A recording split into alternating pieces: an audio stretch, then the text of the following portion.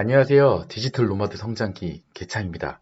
오늘은 블로그를 하다 보면 여러 가지 수입원들이 있는데 그 중에 가장 질문도 많고 궁금증이 많은 원고 대행에서 한번 해보려고 해요. 실제로 또 이런 포스팅, 이런 컨텐츠를 만들게 된 가장 큰 또 이유는 저랑 같이 이렇게 블로그 하는 이웃 중에 이웃분께서 실제로 저품질이 발생이 됐습니다. 보통 1조회수가 한 2,000건 블로그인데 2,000명이 하루에 이렇게 들어오는 거죠. 근데 단 하루 이틀 만에 60명으로 저품질이 발생되는 사례가 나타나서 이건 꼭 좀 알려야겠다라는 생각이 꼭 들더라고요. 그래서 두서두서 없이 영상 한번 준비해 봤습니다.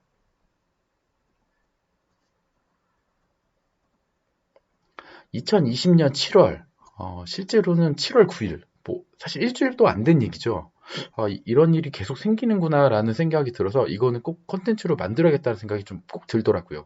그래서 한번 이런 내용들을 준비했고요. 여기 보시면 7월 3일 1,900명, 7월 5일 2,600명, 7월 6일 2,900명, 7월 7일 한 2,000명. 하지만 400명, 66명으로 갑자기 이 조회수가 줄어버리는 거예요. 보통 이런 걸 흔히들 저희가 블로그를 하는 사람들 입장에서는 저품질이라고 표현들을 많이 하죠. 이런 일들이 왜 생길까라는 생각을 좀 다시금 한 번씩은 꼭 생각해 봐 주셔야 될 부분이라고 생각합니다. 그 조건에 대해서 또 더 이렇게 좀 진지하게 좀 여쭸는데 그 선계약금을 한 10만 원 정도 받았고 이 10만 원 받은 조건 이유는 타 광고 대행사에서 또 이제 포스팅 의뢰가 좀 들어오잖아요. 원고 대행 의뢰가 들어올 때는 그걸 미진행하는 조건으로 선 계약금을 10만 원을 받으셨다고 이렇게 합니다. 근데 사실 저도 원고 대행을 좀 이쪽 저쪽 업체한테 통해서 진행을 했었거든요. 근데 저도 선계약금 이야기는 진짜 처음 들어봅니다. 그래서 저는 이런 선계약금 조건 부분은 안 하시는 게 맞지 않나 이런 생각 좀 들고요. 블로그로 생각하시는 입장은 절대 아닌 것 같아요. 참조로 좀 요즘 들어서 제 블로그에 공격들이 좀 들어오고 있거든요. 이쪽 저쪽 다양한 방법으로. 어디까지나 저는 디지털 노마드 성장기에 있는 입장이니까 꼭 블로그 공격 좀 되도록 안 해주셨으면 좋겠습니다. 일단 원고 대행에 대해서 저는 어떻게 생각하냐면요. 일단 나쁘다고 생각하지 않습니다. 이거 원고 대행을 되게 부당하다 왜 이런 걸 하냐라고 얘기하시는 분이나 또 그런 생각을 갖고 계신 분이 있는데요.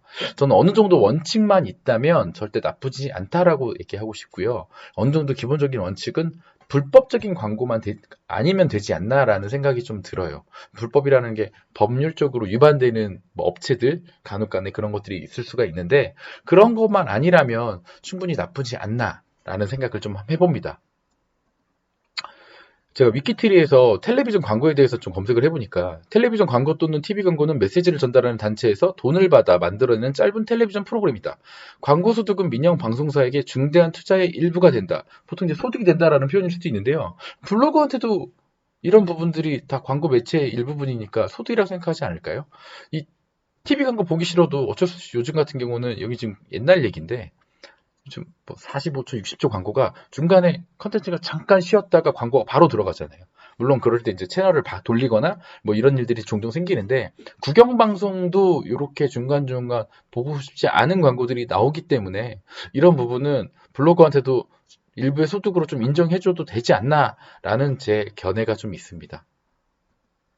광고를 일단 틀어주는 방송국도 그런 문제라고 생각하시나요? 라고 방금 지금 언급했던 내용인데요. 때문에 저는 그 건바이 건이 원고 대행에 대해서 부정적인 것보단 긍정적으로 생각합니다. 물론 블로그 입장에서요. SNS 광고사. 사실 연락 오는 방법도 참 다양해요. 휴대폰 메시지로도 연락 오고요. 실제 전화로도 연락 오고 네이버 메일로도 연락 오고 네이버 쪽지로도 연락 오고 참 다양한 방법으로 연락이 오는데요. 한번 살짝 보여드릴게요. 여기 보시면 스팸 쪽지 한 112건. 이런 컨텐츠 만들려고 사실 좀 모아둔 것도 없지 않아 있어요. 최근에 7월 13일, 7월 10일, 7월 9일, 뭐 하루에 한 두세 건 정도는 스팸으로 계속 오고 있는 거예요. 이 스팸이 뭐냐면 보통 제가 키워드 몇 개, 요런 분들은 요런 키워드를 많이 쓰는 것 같다라는 이런 스팸성 광고 메시지 이렇게 키워드 몇 개 이제 걸어놨거든요. 거기에 이제 걸리는 내용의 쪽집들이에요. 뭐 요런 내용이 있고 여기 보시면 기자단당 2만 원에서 5만 원 계약금 협의를 통해 여기도 계약금 협의가 있네요. 임대 또는 판매 관심 있는 근데 제가 여태까지 진행했던 데는 계약금은 없었습니다. 다음 보시면 아까 이렇게 스팸 관리도 피해서 오신 쪽지들이에요. 이게 저 정말 찐이라고 생각하는데 제가 이렇게 불법적인 키워드, 불법적이라는 표현보다는 받고 싶지 않은 키워드들에 대해서 이렇게 입력을 해놨는데도 불구하고 그걸 피해온 거예요. 여기 안녕하세요도 그렇게 그냥 일반하지 않습니다. 안녕하, 시읒, 어이, 요, 불로, 특수문자, 대단하신 것 같아요. 이건 좀 인정, 찐이십니다. 이건 정말 열정이신 것 같아요. 이런 분들이 정말 일 잘하시는 것 같고. 요렇게 여러분들 이런 식으로 이렇게 쪽지들도 참 많이 옵니다. 그러니까 블로그 이제 시작하는 분들은 요런 쪽지가 온다면 내 블로그가 지금 성장하고 있구나. 요런 반증이라고 생각하시는 것도 좋을 것 같아요. SNS 광고 대행사 비즈니스 구조부터 확인하기. 제가 이렇게 사업 비즈니스 구조에 대해서 좀 궁금해하고 연구하는 것도 좀 있거든요. 뭐 연구까지는 아니고, 저 비즈니스 모델은 어떤 식으로 수익이 발생하냐라는 부분들 되게 관심이 사실 좀 많아요. 그래서 이 부분에 대해서 조금은 제가 한번 파보기도 하고, 구조에 대해서 한번 좀 연구 아닌 뭐 이런 부분들. 어쨌든 일부는 오피셜이고 일부는 내피셜이니까 제가 하는 얘기 꼭 100% 사실은 아닐 수도 있다라는 생각 들지만 제가 알기로 하는 얘기 한 7할 이상은 사실이라고 좀 생각 드는데요. 일단 광고주. 보통 광고 대행사에서 광고주한테 연락하는 경우도 많아요. 어떤 예를 좀 들어볼 수 있냐면 제 주변에서 스마트 스토어를 시작하신 분이 있는데 사업자 등록만 냈어요. 그리고 스마트 스토어 신통만 했고 아직 상품 등록을 한 적이 없는데도 불구하고 정말 전화도 오고 메시지도 온다라는 거. 이거 정말 신기한 얘기인데 이런 어떻게 보면 어떻게 데이터잖아요. 어떻게 보면 개인정보일 수 있는데 어떻게 보면 대단하신 것 같아요. 이런 개인정보 데이터를 어떻게 받았는지도 저는 좀 궁금해요. 그래서 어떻게든 그 대행사 입장에서 광고주한테 연락을 취하고 이런 식으로 광고를 대행해 드린다라는 식으로 연락이 온다라는 얘기를 제가 종종 들었거든요. 그렇게 해서 이제 광고 대행사 광고주를 찾기도 하지만 광고주 입장에서 내 비즈니스 모델 또는 내가 판매하는 모델 뭐 이런 것들을 좀 광고하고 싶고 홍보하고 싶고 이런 경우는 또 직접 연락이 와서 이렇게 조인이 돼서 진행하는 경우도 있다라는 점. 그리고 또 사실 약간은 놀랄 수 있는 얘기인데요.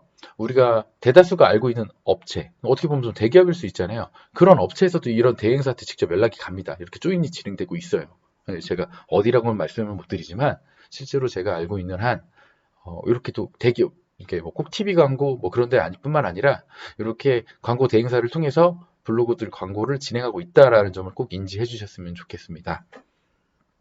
그래서 보통 이제 광고주를 통해서 1차 광고사가 수주를 받으면 또 이걸 또 2차 광고 대행사 쪽으로 막 뿌리는 경우도 있대요.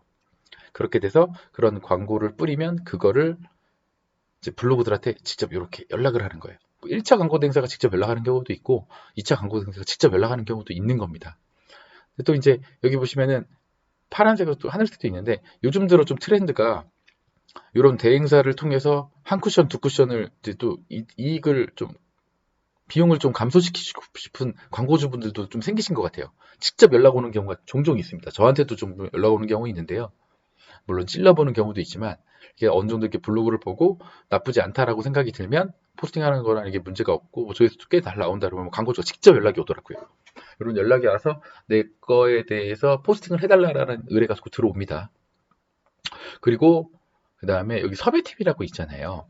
광고 대행사가 직접 섭외하는 경우도 종종 있으나 대부분 아까 그 쪽지로 왔던 내용들 보시면 대부분의 제가 알기로는 섭외팀으로 알고 있어요. 그래서 양질의 포스팅을 진행하는 블로그 또는 이제 조회수가 많이 나오는 블로그 흔히 옛날로 얘기하면 파워 블로그 요즘 블로그 하면 인플루언서 정도로 얘기할 수 있는데 그런 분들을 실제로 이분들이 섭외를 해서 이쪽으로 넘기는 거예요. 보통 이제 테스트를 하는 경우도 있고 어느 정도 그냥 보기만 하고 제가 알기로는 그 저기 블로그 주소만 알고 있으면 어떤 이렇게 프로그램 로직을 통해 가지고 바로 이게 준 블로그인지 최적화 블로그인지 뭐 이런 식으로도 이렇게 업체분들이 그 단위를 나눈다고 하더라고요. 어쨌든 그렇게 섭외팀이 블로그를 알선하면 광고 대행사 쪽으로 내용을 넘기고 이 광고 대행사가 이제 사진이랑 원고를 준비를 해서 블로그들한테 다시 던지고 블로그는 그걸 받으면 자기 블로그에다가 포스팅만 진행하시면 적게는 10,000원, 많게는 뭐 2, 30만 원까지 또 2, 30만 원이 초과되는 것도 있어요. 그렇게 포스팅 광고료, 원고 대행비를 받는 구조라고 생각하시면 될 것 같아요. 일단 아무래도 여기서 얼마 중간중간 이렇게 한 쿠션 한 쿠션이 가격이 줄고 낮고 뭐 이런 경우가 종종 발생을 하겠죠. 이런 부분이 있으니까 이런 사업 구조가 좀 진행이 되고 또 이렇게 광고 문화가 발달이 되고 있는 것 같습니다. 실제 원고등에 대해서는 제가 좀 드릴 얘기가 많다 보니까 시간이 너무 좀 장시간 좀 길어질 것 같아요. 그러다 보니까 제 영상이 좀 너무 길다고 이렇게 또 글이나 또 이렇게 DM 주시는 분들이 진짜 있더라고요. 그래서 영상을 좀 분할해서 좀 진행할 거니까요. 바로 2화 진행할게요. 2화를 꼭 좀 봐주셨으면 좋겠습니다. 일단 긴 영상 봐주셔서 너무 감사하고요. 다음 영상은 원고대행 저품질 피하는 방법에 대해서 설명드려 볼게요. 실제로 저는 원고대행을 진행을 했고요. 요즘에는 이것저것 하는 일이 많다 보니까 원고대행에서 치중을 하진 못했는데 어쨌든 제가 원고대행으로 진행을 했고 어떻게 피했는지 저품질을 피했는지 그 부분에 대해서 한번 설명을 드려볼게요. 직장인 디지털 노마드 성장기 개창TV 구독과 좋아요 꼭 좀 부탁드리겠습니다. 감사합니다.